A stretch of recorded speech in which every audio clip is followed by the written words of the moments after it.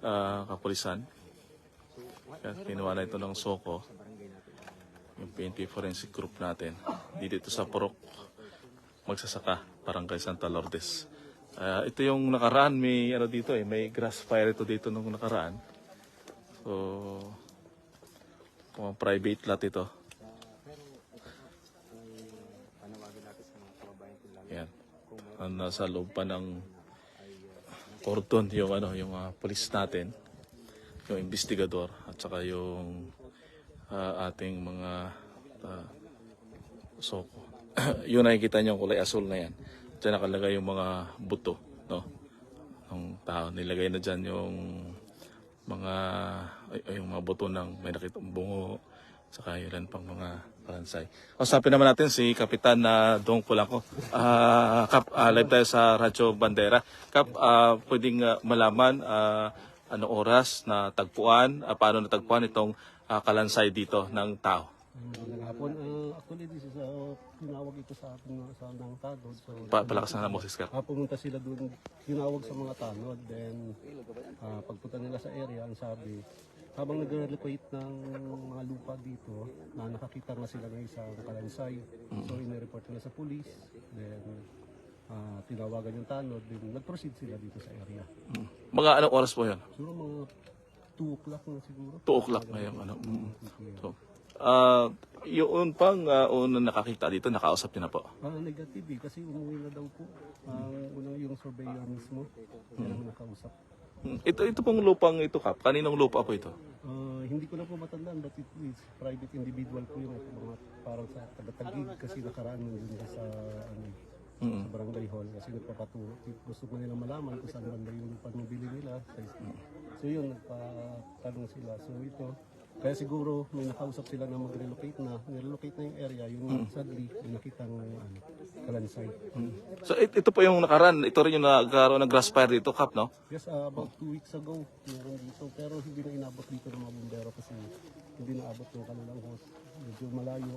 Siguro mga 20 meters lang ang doon na yung hose. Bago ito, sinabuyan na lang nila ng kaya. Kap, pwede pong pa-describe, kanina nauna kayo dito nakita, ano yung mga nakita natin? Well, yun nga lang, hindi na natin alam kung nakaba pa yun kasi hindi rin natin ma-figure out. Pero wala naman talagang plainly, nakadapa lang siya, then may sombrero sa gilid. Tapos may isang pair ng parang sandal siya ata yun.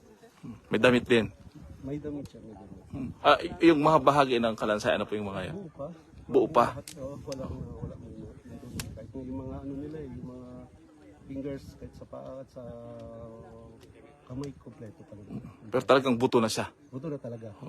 Siguro sabi nga nila year na siguro. About a year. Okay. So, dito po sa inyo pong barangay, wala ho bang reported na nawawala?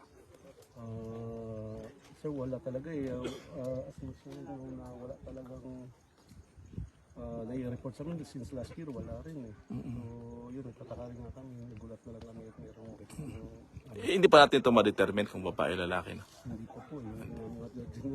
Kahit sila, hindi pa rin namin alam kung ano yung nila. Yung SOCO, kung lalaki o babae. Baka meron ho kayo nga nais panawagan sa mga kababayan natin sa Puerto Princesa. Yun po, kami po rin nananawagan sa ating mga taga Puerto Princesa. Baka may nawawalan po kayong mga kamag-anak. Baka sakaling ito na po. Makipag-coordinate na lang po kayo sa PNP o sa SOCO para ma-check din natin kung talaga. Mga previous years, Kap, meron na rin natagpuan ng mga sa barangay, no? Yes, meron. Doon sa may kabila na naman yun. Kabila. Ganun din. Pero yun, medyo na-ag na siya. Ito talaga Fully ano talaga. So, talagang matagal na. matagal na to. Yun na. Wala na kaamoy-amoy. So, yun. Dito po sa paligid, nagtanong-tanong na po kayo. Yes, nagtatanong din kami. Kasi wala naman talagang tao dito. Wala. Bahay. So, may isang area lang talaga yun na bagong gawa. Yun lang ang kapitbahay talaga dito. So, wala talaga. Malayo. Malayo, no? Kasi private nga to. So, wala dito yung may-ari. Wala siya kapitbahay. Kapdong, maraming salamat po. Sige, thank you. Yan po mga kabandera, no? So, si Kapitan Dong Pulangko ng Barangay Santa Lourdes dito sa area na ito. Yan, kanina dyan talaga na kita natin, no? Susubukan natin yung mga investigador kung payag na makausap natin. Yung Sa Phoenix, sir, Phoenix. Oo. Yung sa Siksikan, papasok. Busing, kasi po ang investigador, sir. Ay, sir. Balik na rin kami, sir. Initial lang, sir. Initial lang. Yung findings natin, sir. Initial lang. Apo. Oo, yan.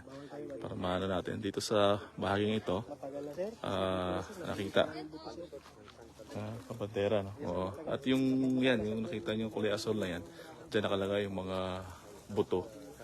Yung nakakalansay yung pambupa. Dito sa lupa, sa lugar na ito, yan, sa lupa na yan, dyan siya nakita yung kalansay. Dalang natin yung investigador kung pwede na. Kasi yung suko ay bibigyan niya yan sa investigador ng findings nila. So yan po, isang pong kalansay.